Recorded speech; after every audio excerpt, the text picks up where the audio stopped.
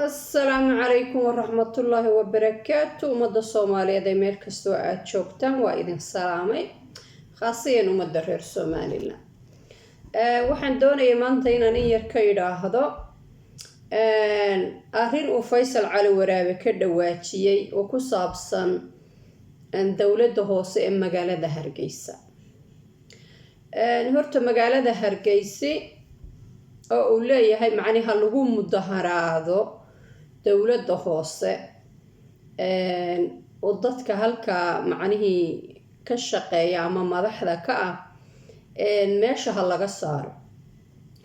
dadku qof bas dad macnihii waxaan arkayaa dad badan oo ku dhaliilaya Faysal Cali Waraabe arrinta, laakiin anigu waa ku raacsanay Faysal Cali Waraabe. sababta anigu raacsanayna waxa weeye anigu Hargeysa waxaan tagaa ugu yaraan sanadkii hal mar.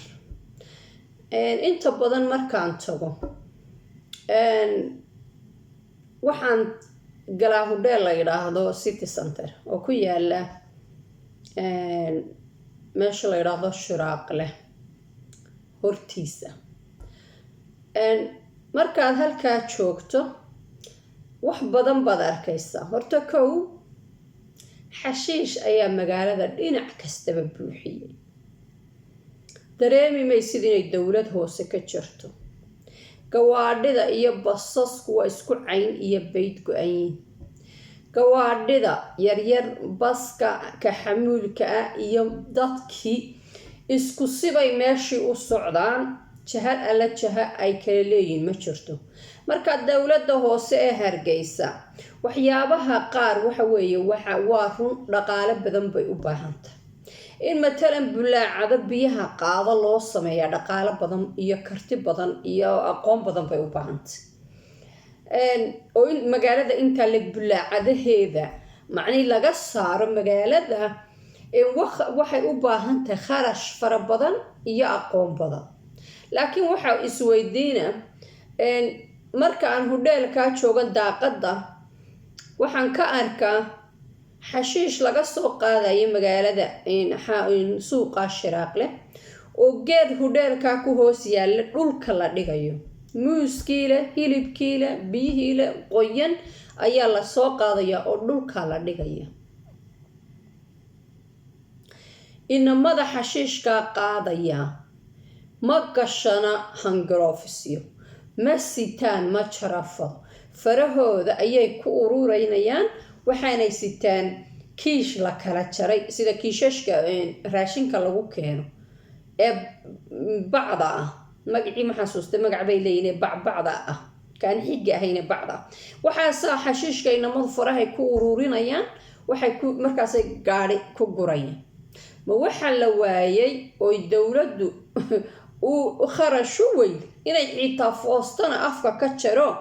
waxay halkaa dhigto xitaa hadday foosto afka ka jari lahaayeen oo ay halkaa dhigi lahayd xashiishka dhulka laga dayn lahay halkaa lagu ridi la caqli bay ahaaday.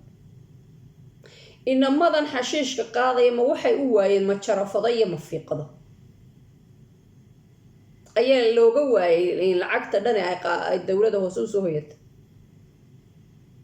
kaaga darane basasku waxa weeyaan way taagnaanayaan ilaa iyo inta ay ka buuxsamayaan. markaasuu bas waliba baska kale soo gaaraya, baska kale soo gaaraysa ilaa halkay isqabsanaya. markaasay wadada xidhayaan. markaasaa dadka reer Somaliland waxay moodaa in lagu yiri arsaaqadii waxay taalaa wadada bartankeeda, iyadoo gaarigii muuska ahaa riixaysa ayay ku goynaysaa baskii.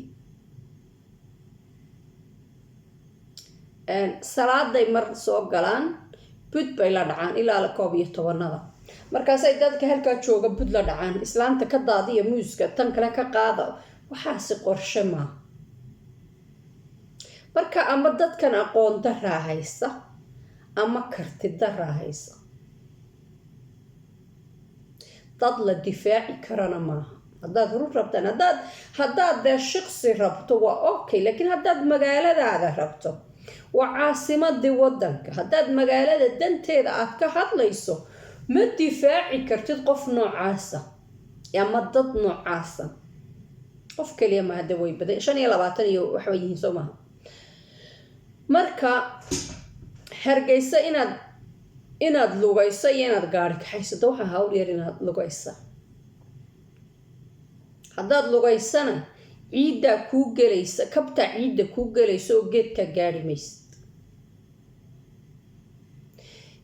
marka ma waxay waayeen inay gawaadhidan mid kasta lambar u sameeyaan, la shiraan dad kale, way tira koobiyan yihiin oo waxay ka qaadaan cashuur. ma waxay waayeen inay dadka macnihii gawaadhida ururiyaan, macnihii diiwaangeliyaan oo gaari walba lambar u sameeyaan oo yidhaahdaan gaadhigaasi daqiiqadaasu maraya, saacadaasu maraya, oo keenaan system sida caalamka oo kale. magaaladu waa caasimad, waa magaalo weyn maaha, lama odhan karo macnihii sidii berigii hore ay ahayd ha ahaato oo basasku ha iska taagnaadaan. dadka reer Hargeysa waa dad caqli badan, system kastoo la keeno waa dad la qabsan kara, waa dad aqoontoodu sarreyso, caqligoodu sarreeyo. markaa system kasta oo la keeno waa dad la qabsan kara. laakiin haddii macnihii 80-yadii markii wadanka laga qaxay systemkii ka jiray weli ka jiro, dee ma shaqaynayso, ma soconayso. qasabada bulacaday u sameeyaan iska dhaaf, wax kale iska dhaaf, xashiishka inay magaalada ka basriyaan oy dadkana wacyigelin siiyaan, iyo wax xashiishkan in lagu rido ay keenaan way kari laayiin. gawaadhidii dadkii reer Somaliland kii 2,000 helayba gaadhu iibsaday, kii 4,000 isu geeyayba gaadhu iibsaday. markaa reeruhu waxaa laga yaabaa ninkuna gaadhi wato, gabadhu gaadhi wadato, inankooda yari gaadhi wato, qaarkood ma wada aha laakiin qaarkood. marka laakiin waxay ka siman yihiin horta guri kasta inuu gaadhi hor yaallaa. marka qorshihii ahaa sidii berigii hore ma soconayso. wadooyinku waa cidhiidhi, iyadoo wadooyinka cidhiidhi yihiin haddaad haddana tidhaahdo basasku ha iska tubnaadaan, baarkeerinka qof waliba halkuu doono uu soo gaadho uun ha dhigto, milixda islaanta iibinaysa iyo tii basasha side iyo wixii ay wadada bartankeedii ha dhigdhigtaan, dee ma soconayso. wax macnaa samaynaya maaha, dee wax suurto gelaya maaha.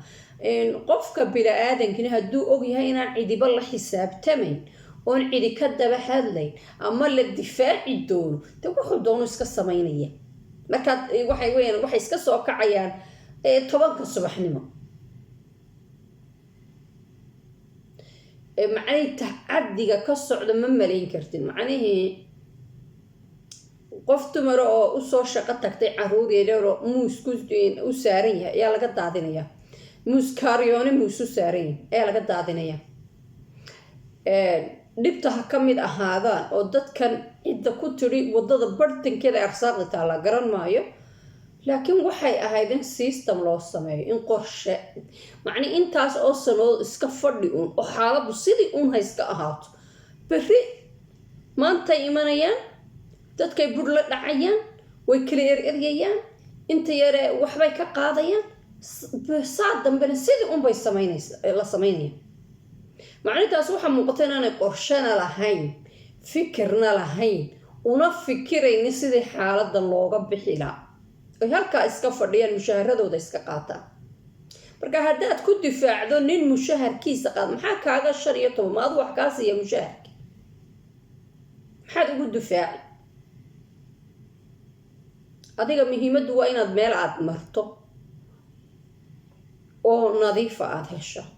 guryo waaweyn oo dhaadheer oo la dhisay quruxi ku iman mayso, wanaagna ku iman maayo. magaaladuna xawli bay u socotaa. hadday xawli u socotana waxaa loo baahan yahay dad fahansan inay xawli u socoto, dabeedna habeen iyo maalin qorshihii ay wax ku bedeli lahaayeen u fadhiya. Hargeysa maanta haddaad jago iibsatood istiraahdo berri ku noqo, garan maysid jagadii. waxaad imanaysaa iyadoo 10 guri hareeraha markii aad tagtay baa la jeexjeexay guriga laga dhex bilaabo. marka waa magaalo xawli ku socota, waa magaalo caasimada. marka waxaa loo baahan yahay dad aqoonteedii iyo kartideediiba leh. aqoonta waa la soo amaahan karaa, waa la soo baran karaa, laakiin karti haddii aanad u lahayn wixii inaad qabato shaqayn mayso. karti aqoon kastuu qofku leeyahay haddii aanay rabitaan inuu wax bedelo iyo karti aanay meesha oolin waxba isbedeli maayeen. dadkanina in lagu barto way joogeen, waqti dheer bay haysteen, wax qorsho ahina ma jiro. marka inaad tidhaahdaan marka inuu Cali Waraabe ka hadla ma yahan waa khalad wey. siduu u hadlay laga yaabaa inay dhaliili ku jirto oo halkaasaynu qabsanaynaa iyo halkaasaynu gelayna inaad khalad u aragto, laakiin caalamka meel walba meeshii cidda lagu mudaharaadayaa joogto baa lagu hor mudaharaada. marka anigu waxaan jeclaan lahaa inuu madaxweynuhu ummadda kala diro, dad cusub oo kale la tijaabiyo. dadka reer Somaliland 25 ma aha 25 uguma aqoon sareeyaan. marka waxaa loo baahan yahay in dad kale la tijaabiyo, dadkana meesha ka baxaan. taas waa taas. marka anigu waxaan leeyahay Faysal Cali Waraabe waa ku saxnaa inuu dadka lagu mudaharaado, waana in lagu mudaharaadaa oo reer Hargeysa ayagoo isu dhammaystiran oo reer hebel iyo xaafad heblaayo aan ahayn magaaladooda ay ka dhiidhiyaan waxa saaran iyo sida ay u eeg tahay, iyo sida caruurtii shalay maanta iskuulkii loo diray aanay sooba hooyanin, ay gawaadhidii isku cayn iyo bayd go-an tahay. qaska meesha ka jira wallahi waxaanu sameynay maalin baan waxaanu isniri taga hadda doorkii u dambeeyay 4 bilood baa ka soo maqanaan malaynaya. doorkii u dambeeyay imika aan tagay ayaa waxaanu isniri dhakhtar taga. dhakhtarkiiba waxaynagu qofba wuxuuna yiri waxa weeye xera awr buu dhakhtarku ku yaala. xera awr kuma wali wuxuu ku yaalay xera awr basaska halkaayeen, basaska xera awr halkay ka baxaan. bas baanu taxaanu qaadana. taxigi ilaa ma iyo hotelka City Center ilaa iyo basaska xera awr halka laga raaco saacad buu noola sii socday. gawaadhida xagganay u jeeda oo cayn way isku cayn iyo bayd gooday. marka dawladda hoose ee Hargeysa waxa ka muuqata karti daro iyo hawlgudasho la'aan ilaa xad ah. waxa la sii eegtana ma aha. dad baa yidhaa xaafadda dhaanta. anu markii u dambeysay mooy inta hore oo dhan gaadhaan ka haysan jiray waa kusoo wareegi jiray magaalada meel dhaanta iyo xaafad ka nadiifsan. meel kasta xashiish baa tuulan, meel kasta waxa gawaadhidu saasay isku cayniya bayd go-an tahay. ma socon karaysid inaad gaari qaadato iyo inaad socoto waxa mid aad ku tashato garanaysid. waayo haddaad socotana dhagaxa iyo ciidda kaba kuu gelay, haddaad gaari raacdana kula macnihii waxa weeyaan waa inaad 3 saacadood saarnaato. saas oo iskaga degta iska lugaysa. marka walaalayaal dawlad hoose oo kartili Hargeysa kama jirto. marka qofkii yiraahdo difaacaya dadkaas gardaro iyo khalad bad wallahi ku difaacaysa. haddaad difaacsan wax cad maalin kasta sawirro iska soo qaadaan qalab baan soo dejisanay, shirkad baan soo dejinay, waxa waxba kama jiraan. waxa ay keenayaan iyo in macni la barto way joogeen, marka inay ka tagaan waxay waayeen inta xashiishka laga soo qaado dhulka la dhigay ma foostooyin afka laga jaraa la waa. xaafaduhu waxay wada haystaan foosto biyo lagu shubtay, ma xaafad inta foosto afka laga jira halka la yiraahdo dadka xashiishka ku rida ayaa la waa. maya lama waayin, laakiin waxba khaldan. nimankani ama inay hawl qabtaan baanay ku talagelin ama garashadaaba sidan deka. marka qof kasta oo macnihii dadka difaacayaan waxaan ku leeyahay wad khaldantay. dadka reer Somaliland waa inay ka ilbaxdaan inay qof difaacdaan aan dan ku hayn. nin mushaharkiisa qaata oon adiga waxba kuu qabanaynin, xoolihii macnihii ummadana qaadanaya waa khalad. Talabaad nimankan cashuurta markay ka cabanayaan cashuur badan baa ka lunta sababtu tahay systemka, laakiin ayagaa laga rabay inay keensadaan qorshe ay cashuurta ugu soo dhacdo. Weli cashuurta gacantaa lagu soo qaaday. xaafid hebel baa inaan loo diraya gacantuu ku soo qaaday, xaafid hebel baa inaan loo diraya gacantuu ku soo qaaday. lacagta gacanta lagu soo qaaday waxaa hubaala inay kala badh meel kale ka baxdo. marka laakiin ayagay dee shaqadooda tahay, ayagay ahayd inay qorshaheedii la yimaadaan. ta kale aan doonaya inaan idhaahdo waxa weeye horta alxamdulilah in laga baxay buuqi. waxayna u eg tahay imaka inuu buuqi sii dhammaanayo. iyo sakaarada way cabtaa iyo macabtadii laysku haystay hebel ma rabna iyo hebel baanu rabnaa. macna waxaan sakaara ka biirsantii laysku haystay in laga gudbo waa alxamdulilah. marka waxaan rajaynaynaa sanadka cusub inuu inugu bisho macni si wax khayr ku jiro iyo deganaanshiyo iyo garasho intii hore garoon. xusbiga wadani oon aad u dhaliili jiray horta waxaan leeyahay maanta waa macnihii qofku markuu khaldan yahayna waa inaad runta u sheegtaa, markuu saxan yahayna waa inaad ku bogaadisaa. anigu aad iyo aad baan ugu bogaadinaya, inkastoo dad badani leeyihin wixii ay 2 sano diidanaayeen ayay haddana yeeleen. anigu waxaan u arkaa inay sax ahayd inay yeesheen, inay sax ahayd inay gar qaadateen. anigu waxaan idinku dhaliilaa oo macnii waxaan u dhaliilay waxa weeye waxaan ka dareemaya la xijeclo darro ilaa xad ah iyo siyaasad iyo mowqifkooda oon fahmi waayey xaggu u socdo. marka laba midba waa idinku mahad celinayaa. kow inaa diideen oo shacabkiinu iyo taageerayaasha xusbigu ay diideen in ay mudaharaadkaasoo qof waliba ka cabsi qabay in ay rabshado keento iyo in ay dadku isku dhacaan. sidaa uga dhaga adeegteen haddaad tihiin reer wadani waa idinku mahad celinaya, waa ku saxnaydeen. tan imaka ee ah inaad gar qaadateenna inkastoy dadka qaar leeyihiin macnii wixii ay 2 sano dadka ku waaleen bay haddana ka noqdeen. anigu waxaan arkaa dadka sidaa u hadlaya waxay ahayn kuwa aan xaldoon ahayn. inay xal la helo ayaa muhiimadu ahayd. marka hadduu xalkii aad u aragteen inaad commissionkii hore qaadataan, waxa weeyaan 2 commission midunba qaadan lahayde.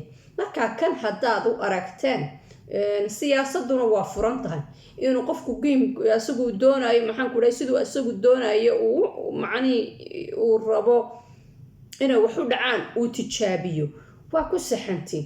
haddii 2 daran kala dooro ay idiin noqotay idinka oo tan doorateen ujeedada muhiimadda reer Somaliland, aniga iyo kulli inta ila aragtida ah muhiimadda wuxuu bay ahayd in xal la helo. wax weyn oo dadkan u dhexdhexeeyayna ma jirin. geesta anigu aan ka joogo sheekadu iska carigsi bay u badnayd. marka haddii aad ka gudubteen anigu kulli xaggayga waxaan idin leeyahay waa ku mahadsantihiin. wadadii saxda ahayd baana hadda haysaan. ummadda reer Somaliland waxay cod idinku siin kartaa inaad muujisaan la xijeclo iyo dal rabitaan iyo xal rabitaan. oo marka xaaladuhu xumaadaan ay adkaadaan aydan tiinun ku adkaysan markastabe mararka qaar macnii de aad ka dhaqaajisan waxyaabaha qaar aad dhaaftaan. dadku siyaabo kala duwan bay u arkaan go-aankii ay gaadheen, laakiin anigu guul baan u arkaa. waa ku saxnaydeen waana ku mahadsantihiin. waxa kaloo la dhaliilaya isku soo dhawaanshiyaha wadani iyo maxaan ku idhaahdayay wadani iyo icid. hal midunba ayaa khalada in ummad kale loo heshiiyo iyo in dhibaato iyo xumaani ka dhaxayso. laakiin xusbiyadu in ay isgarabsadaan oo ay isu garabsadaan xusbiga maxaan ku idhaahdayay haye talada waa sax weeye. maadaama mar haddii aanay ujeedadu ahayn in la dagaalamo ama colaad la sameeyo ama xumaan kale la abuuro ee aad isleedihiin sidanay siyaasadiinu ku soconaysaa, caalamka oo dhan bay ka jirtaa in ay xusbiyadu istaageeristaan oo xisbiga ay filayaan inuu ka weyn yahay ama ka awood badan yahay ay isu taageeraystaan marka waxa weeye reer wadani aad baan u dhaliili jiray laakiin hadda waa idin bogaadinaya wadada saxda ah baa kusoo dhacdeen baan u malaynayaa guul iyo gobonnimaan idin rajaynaya waxa weeye ujeedada wuxunba wey inaan dadkeena shaki la gelinin inaan macnay siyaasadiina shaki gelin oo macnihii dad ummadda reer Somaliland fahmi wayn xaggaad u socotaan marka waxaan idin leeyahay wadadii baa kusoo dhacdeen wada sax baa haysaan siyaasi kasta oo reer Somalilandina wuxuu codka ummadda reer Somaliland ku helayaa inuu muujiyo la xijeclo inuu muujiyo isu sii jiidida iyo isu soo dhaweynta ummadda inuu muujiyo tanaasul iyo inuu garab qaato marka haddaad wadada kusoo dhacdeen guul iyo gobonnimo baan idin leeyahay aad iyo aad baa u mahadsantihiin Somaliland cod midaysan iyo caqli midaysan baa lagu keenay cod midaysan iyo caqli midaysan ha ku socoto insha Allah meel kastoo aad joogtaan madaxa ay saarantihiin guud ahaantiinba. Assalaamu calaykum waraxmatullaahi wabarakaatuh.